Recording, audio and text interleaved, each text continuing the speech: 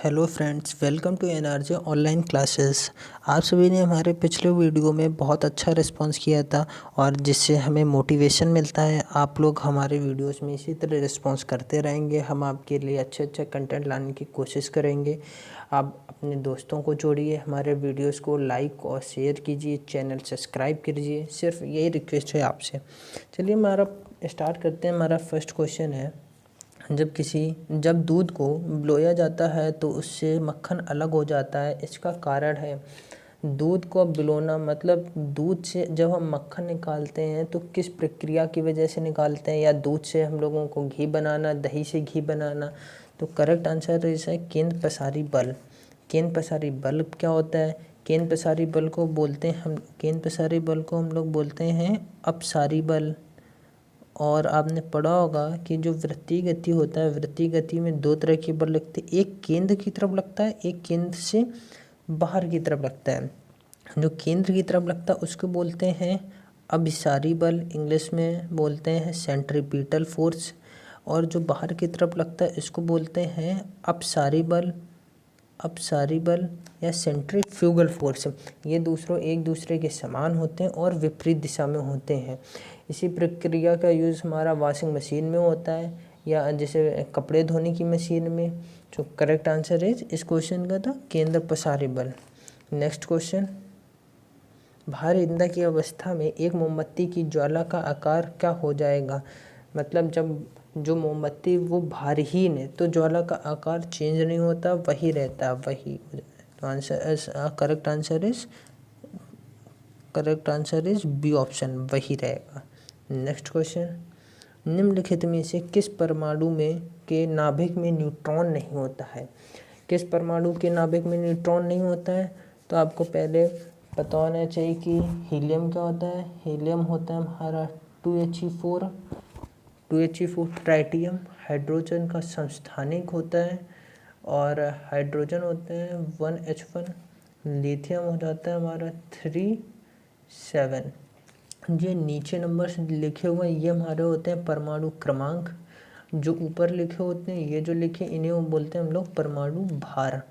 जो नीचे परमाणु क्रमांक होते हैं, यही हमारे इलेक्ट्रॉनों की संख्या या प्रोटॉनों की संख्या बोल सकते हैं, जो नीचे दिए हुए हैं।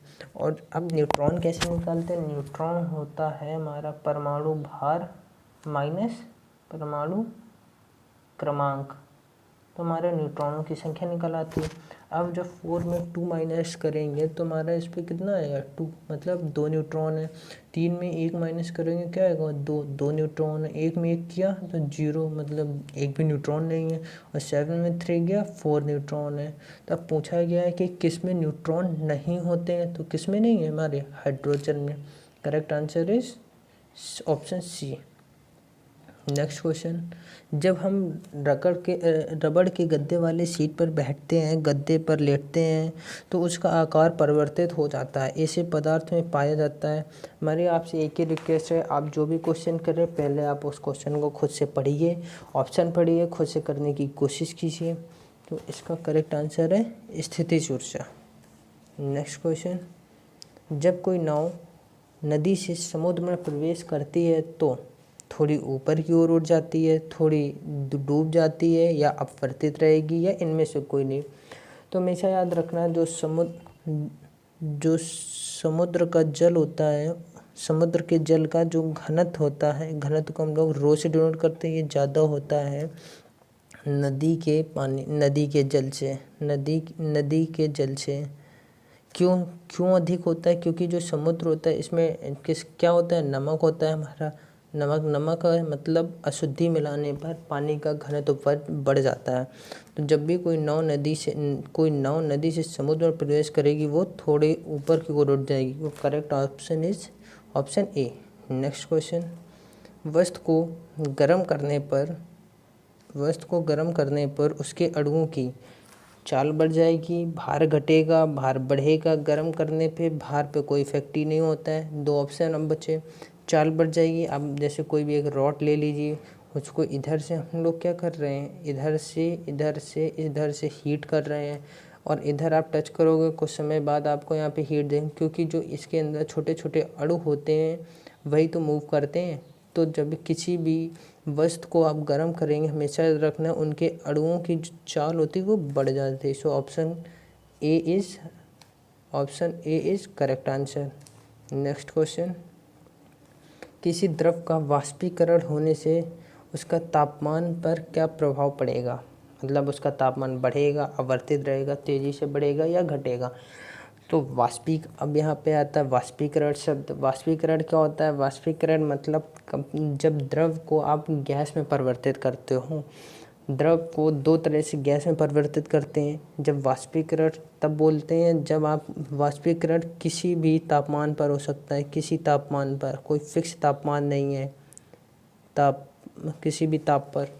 और अब एक चीज़ आता है उबालते भी आप पानी को देखो, गैस में पानी को अगर ज़्यादा हीट कर दो तो वो भाप में बदल जाता है, गैस में बदल जाता है। लेकिन उबलने में ये होता है कि आपका जो टेम्परेचर होता है, जो ताप होता है वो फिक्स होता है। टेम्परेचर क्या होता है? फिक्स होता है। जैसे पानी को अब पानी कब उबलेगा? 100 डिग्री पे उबलता है, तो ये एक फिक्स टेम्परेचर। लेकिन वाष्पीकरण में कोई ताप फिक्स नहीं रहता है, किसी भी ताप पर हो सकता है। लेकिन जो ताप होता है वो घट हो जाता है। जब वाष्पीकरण की प्रक्रिया होती है तो जो द्रव का ताप होता है वो घट जाता है। जब किसी बोतल में पानी भरा जाता है और उसे जमने दिया जाता है तो बोतल टूट जाती है। क्यों टूट जाती है? कल आपको एक बताया हुआ था कि अगर कोई, जैसे पानी है, यहाँ पे टेम्परेचर बताया था, इधर क्या होता है तो वॉल्यूम, ये वॉल्यूम के लिए होता है। और ऐसा कुछ ग्राफ बताया था कि यहाँ पे 4 डिग्री सेल्सियस होता है। 4 डिग्री सेल्सियस पे कि पानी का आयतन होता है घट जाता है, आयतन क्या होता है? कम हो जाता है। अब यहाँ पे पानी को क्या कह रहे हो? जमा रहे हैं, मतलब आपका तापमान क्या हो रहा है? कम हो रहा होगा, 0 डिग्री सेल्सियस की तरफ जा रहा होगा। तापमान जब करेंगे तो पानी क्या होगा? आयतन बढ़ेगा। पानी का आयतन बढ़ेगा तो इससे क्या समझ में आया? जब पानी जमता है तो जमने पर वो फैलता है, उसका मतलब आयतन बढ़ता है। तो पानी जमने पर फैलता है। Option D is correct. Next question, एक लिफ्ट में किसी व्यक्ति का प्रत्यक्ष भार वास्तविक भार से कम होता है तो लिफ्ट किधर को जा रही होगी या कैसे जा रही होगी? 3-4 तरीके से इसके क्वेश्चन मिलते हैं। हम W को डोनेट करेंगे वास्तविक भार से और W' को करेंगे प्रत्यक्ष भार से। W', एक बार वास्तविक भार ज़्यादा होगा, एक बार प्रत्यक्ष भार ज़्यादा होगा, और एक ऐसा भी समय आएगा जब दोनों बराबर होंगे। तो ये बराबर कब होते हैं या ज़्यादा कब होते हैं? वास्तविक भार तब ज़्यादा होगा, वास्तविक भार तब ज़्यादा होगा जब हमारी लिफ्ट नीचे की तरफ जाती है त्वरण के साथ, और जब प्रत्यक्ष भार तब ज़्यादा होगा जब हमारे लिफ्ट ऊपर की जाती है त्वरण के साथ। ये जरूर याद रखिएगा कि त्वरण के साथ जाए। अगर समान गति के साथ जा रही है, अब ये चीज़ जैसे जो नीचे थर्ड कंडीशन दी है, तब हो जाता है वास्तविक भार और प्रत्यक्ष भार बराबर जब हमारा समान गति से ऊपर या नीचे जाए, तो हमारे प्रत्यक्ष भार और वास्तविक भार क्या हो जाएंगे? समान हो जाएंगे। ये बहुत इंपॉर्टेंट है। और एक कंडीशन बनती है कि हमारा A बराबर G कब होगा? ये तब होगा जब लिफ्ट की रस्सी टूट जाती है। तो 4 कंडीशन बन गई।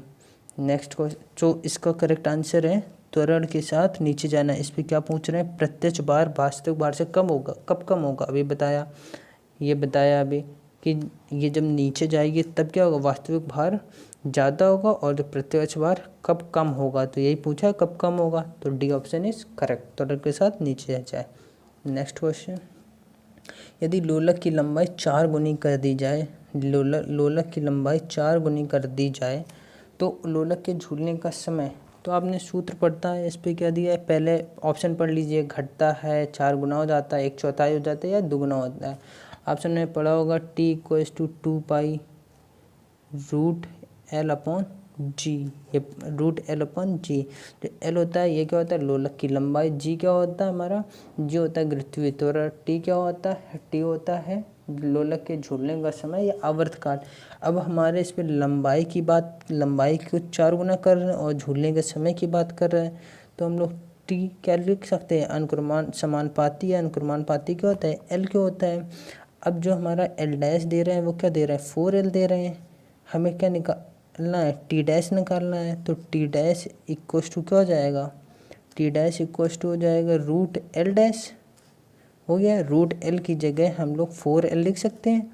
तो इसकी जगह हम लोगों ने लिख दिया 4L। 4L को क्या लिख सकते हो, 2 रूट एल लिख लिया। अब रूट एल की जगह क्या लिख सकते हैं, टी लिख सकते हैं। तो टी डैश इक्व टू क्या जाएगा, 2T। तो जो हमारा झूलने का समय, नया झूलने का समय क्या आ गया, दोगुना हो जाएगा। दोगुना आ रहा है, पहले समय टी था, अब टी डैश कितना हो गया, 2 टाइम्स, मतलब दोगुना। तो करेक्ट ऑप्शन इज डी, दोगुना। नेक्स्ट क्वेश्चन, द्रव की बूंद की आकृति गोलाकार होने का कारण, शायद आप में से बहुत सारे लोगों को पता होगा, द्रव की बूंदी गोलाकार क्यों थी, क्योंकि पृष्ठ तनाव के कारण। पृष्ठ तनाव क्या है, पृष्ठ तनाव द्रव का वह गुण होता है जो उसके क्षेत्र को न्यूनतम रखने का प्रयास करे। ये बहुत इंपॉर्टेंट है, उस क्षेत्र को क्या करे, न्यूनतम रखने का प्रयास करे, मतलब गोल बनाने के। जैसे हो गया वर्षा की बूंदें, पारा की बूंदें, या साबुन के बुलबुले ले लीजिए आप।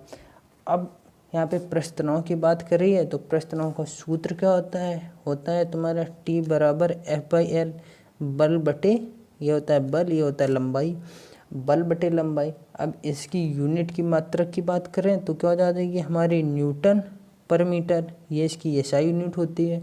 दूसरी मात्रक की बात करें तो हो जाती है हमारी जूल पर मीटर स्क्वायर। ये हमारी 2 मात्रक याद रखनी है आपको, बहुत इंपॉर्टेंट। नेक्स्ट क्वेश्चन, न्यूटन की गति का प्रथम नियम क्या कहलाता है। पता होगा बहुत सारे लोगों का, जड़त्व का नियम कहलाता है। ऑब्वियसली जड़त्व का नियम कहाँ गया, जड़त्व का नियम कहलाता है, जड़त्व का नियम।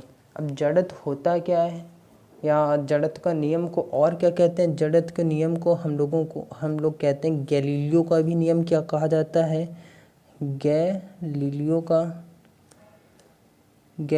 का नियम भी कहा जाता है। बहुत इंपॉर्टेंट है जड़त्व के नियम को। जड़त्व का नियम क्या होता है, जब कोई पिंड अगर स्थिति है, रुका हुआ है, तो उस पर जब तक बाहरी बल नहीं लगाएंगे तब तक वो चलेगा नहीं। या कोई पिंड पहले से गति कर रहा है, उस पर जब तक बाहरी बल नहीं डालेंगे तब तक वो रुकेगा नहीं। ये हमारा जड़त्व का नियम कहलाता है। ये हमारे कुछ क्वेश्चन थे। अगर आपको अच्छे लगे हुए हों, आप हमारे वीडियोस को लाइक शेयर करिए, और आप बताइए, आप कमेंट सेक्शन में बता सकते हैं कि आपको क्या दिक्कत आई, या आपको किस तरह के और क्वेश्चन चाहिए, और आपके कितने क्वेश्चन में से सही निकले हैं, आप कितने क्वेश्चन सही कर पाए हुए हैं, कितने आपको आते थे पहले। Thank you.